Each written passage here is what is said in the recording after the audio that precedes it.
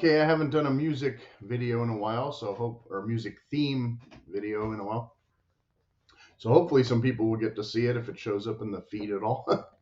um, I was watching a channel where the host or creator was discussing how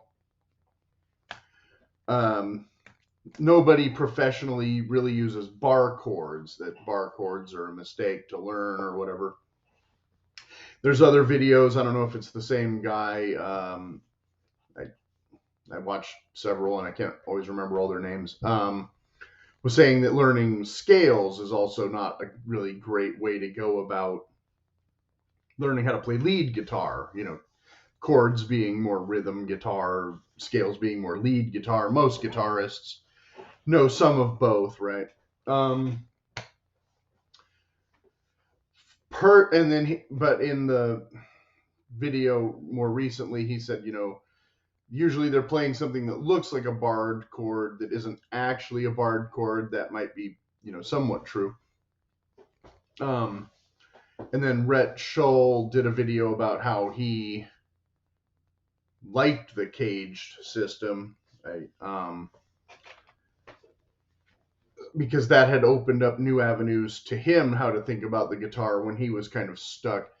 And the first guy had said that Mel Bay, if you're not, familiar, this is not the original. I don't know where my old book is, but Mel Bay, I don't know what grade you have to get to before Mel Bay introduces barred chords. They're not in this book. Now, when I originally got Mel Bay, it was a much thinner book with a lot less I don't know what I'm allowed to show of the inside of books. So, if you're interested in this archaic technology, which I still think is useful in some instances to have printed media, the first stuff is all kind of one note and two note kind of studies. And it took me a long time fumbling around with that, feeling like I was never getting anywhere to kind of get curious and flip to the back of the book and just started teaching myself chords. And so once I started doing that instead, then I could play songs, maybe not very impressive, challenging songs, but once I learned, A, E, D, and G, C, F, and A minor, and D minor, and E minor, like, there was already kind of hundreds, maybe thousands of songs I could kind of play. Maybe not the songs I always wanted to play, but like, I'd get a book and be able to learn songs like that. And I'm kind of skipping around a little bit, but like, there are books that are literally chords and scales, I mean, I just got this one recently just to kind of get it. I haven't worked with it, but it's literally diagrammed chords, which I didn't really need that book because I already have a chord diagram book. I'll talk about that in a minute. But then here's another one called Fretboard Roadmaps for Beginning Guitarists. This, I wish I would have found something like this sooner, because it actually talks about like the key signatures and the chord families in those scales. So that's something I wouldn't have been able to figure out when I was first figuring out chords. But again, without having to take a music theory class, it would have been useful to know that. And so kind of going back to what I was talking about, let's talk about barred chords first. I have seen videos of professional musicians who do use barred chords. That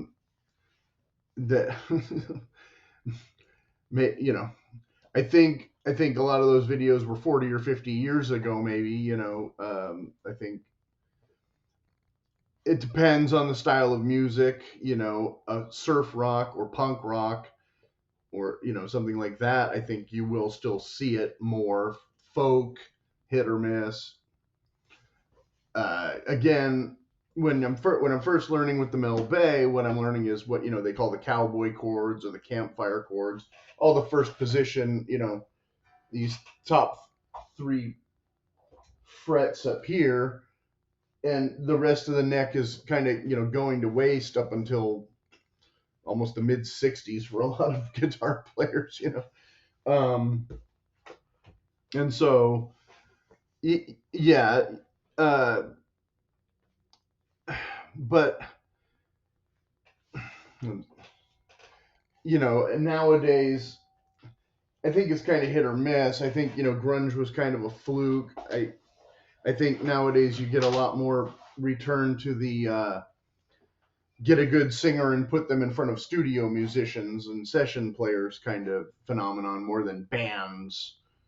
Where this guy isn't necessarily that good, but he's our guy, so we want to use him, and the record company doesn't let him record but lets him tour or whatever. The Dennis Wilson story, right? If you know the Beach Boys at all. Dennis is not Hal Blaine. Never will be. If you're, well, that's a drummer reference, but still, same idea. And obviously, these session musicians can't tour all the time with every single bands, so different ones will want to tour, different ones will want to stay home. That's not, that's down the road. Don't worry about that now. If you're a beginner, but the thing about barred chords is not all of them, and I'll talk about this a little more in the CAGED, but when we're literally starting with, a bar, and let's say we do the E form, again from the CAGED, to the A form, I know that that's G and C are right on top of each other and they're related. And then C and D are right next to each other or one interval apart or whatever, and they're kind of related. I didn't play that very well because I'm doing this kind of trying to. So that's okay, but you're sliding and you're moving, and that takes a little time to learn. But then other things,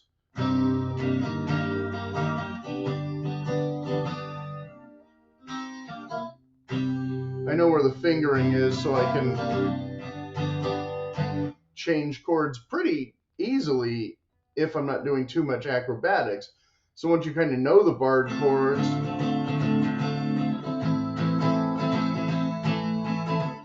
and know where the things are in relation to each other,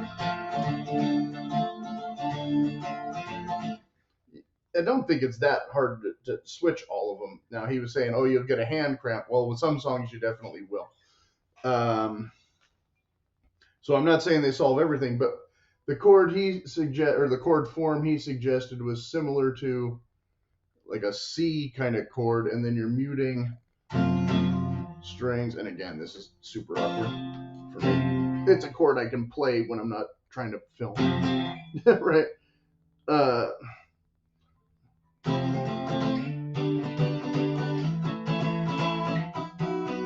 So, okay, yeah, I can slide that up there. But then, with my fingers all in this position, I don't know how to otherwise finger to be able to go to this D from this A. So maybe he could do a follow-up video and explain to me how I'm supposed to play D now. Is it this? I don't know. That sounds even worse than what I was doing, whereas when I was doing this, I'm not on D, I'm on E now. Sorry, my bad. That was B and E, not A and D. Anyway, you get the idea. If you're comfortable with it, it's going to be fine, is my point. Not.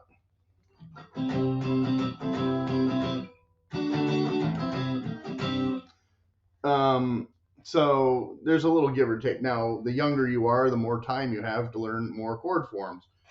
And so that's why, again, a book like this, or a serious chord Bible like this, again, I don't know what I'm able to kind of show, yes, it will show all the different chord forms, but you'll see that, many of them will be inconvenient chord forms.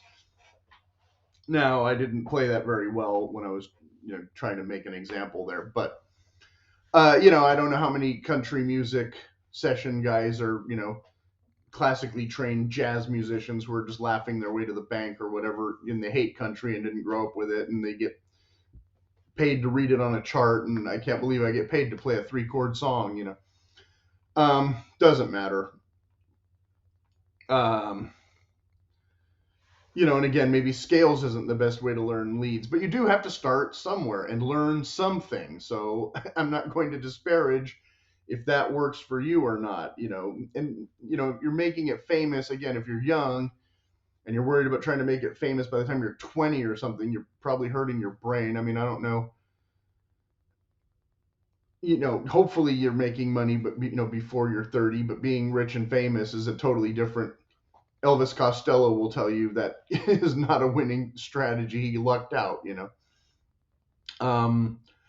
But there's a lot of good guitar players, and some of it comes down to creativity, without, I guess, reinventing the wheel. I mean, if you're one of those virtuoso guys who can just figure it out and become great and inventive, without needing, I don't know, books and stuff, that's wonderful, but that's not the norm.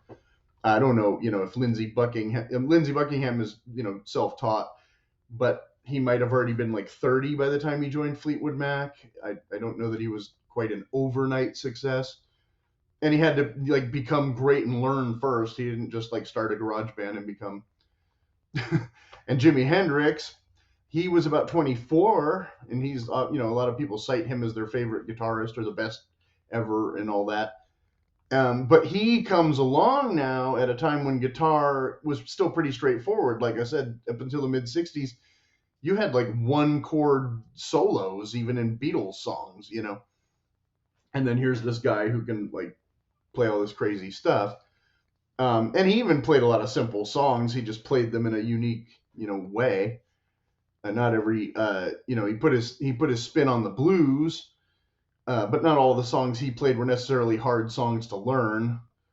Wild Thing and All Along the Watchtower are both like guitar one tracks, but we've had 50 years of innovators and imitators since then already. So you really have to know, how to do a thing. Now the caged thing, part 2, which maybe should be a separate video. So like I said, if I can do this good. So for those of you who don't know, like a bar chord, again, we're barring here, and then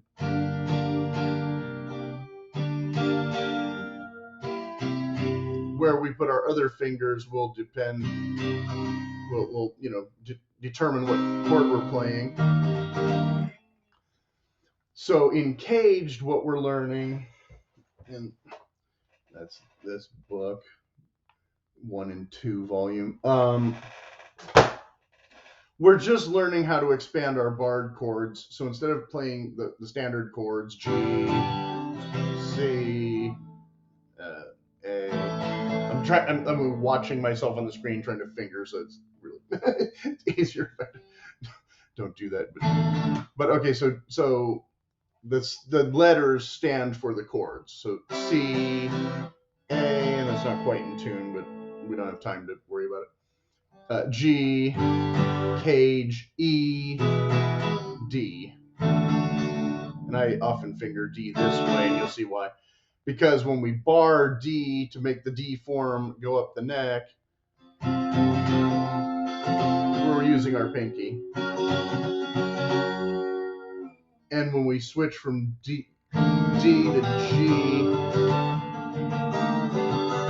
I don't have to move that bottom finger, whereas we usually learn to go from A to D to E without having to move that finger. But if I want to go from D7 to D, then I'm already there. But in barring, we're not using these chords in the same way. So when we try to form the G to play caged, that's really hard. Like, I agree with the guy.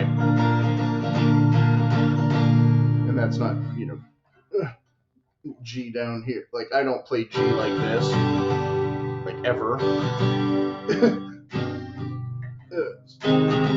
So why do I want to try and play F like that, or A rather? I don't. Like, that's just really kind of awkward. Whereas E to F to G to A is super easy once you get it down. So some barred things are, and then like I showed earlier, that one's pretty easy, and that's just your A form. And from that, again, I can switch to a 7 or a minor 7 or the minor or the other chord entirely in the related, you know, I go from F to D minor. So I don't think bar chords and caged is the worst thing. The C form is, it is slidable, but it's not as easy to finger. Again, I'm all kind of bunched up here, but it's not as easy to finger as the E or the A minor, which is not listed in CAGED, but is basically the same thing as E down on the next strings below. So if you're switching to minor from major, so you got C minor again right on top of G or G minor.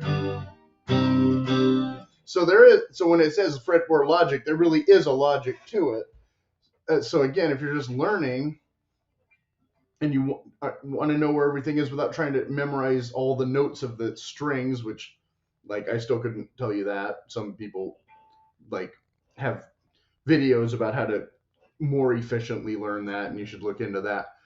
But like, I'm not constantly going, okay, to build a C chord, you know, at such and such point on the neck, I need these 3 notes at such as, like, no, I just get a book like this and it shows me where the fingering is, and I go, okay, so the next C is here.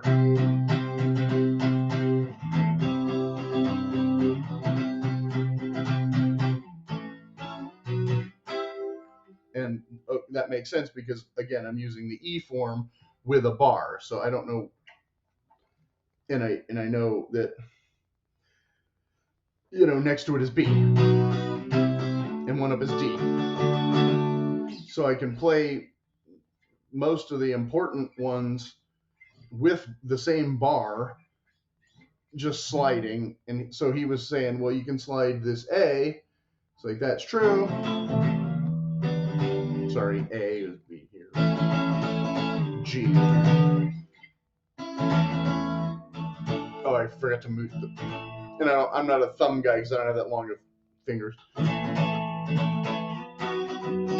But so yeah, he's saying you can slide to there, but now how do I play A minor? A minor. I don't know. So again, I wouldn't rule it out, but what are the other, like I said, the D form, you know, not that hard to play. The G one a bit more tricky. The C a little tricky, but not terrible, and very, if you're staying on that same fret instead of moving up and down a lot, the C form works fine. Like I said, whereas if you're moving up and down, and then this one's the A form, where, because in A we're usually using 3 fingers. We're not usually trying to do it all with 1 finger. So getting used to that takes a long time. This was actually harder for me to get down than just playing a regular F, because I had a broken knuckle at one point and I was really trying to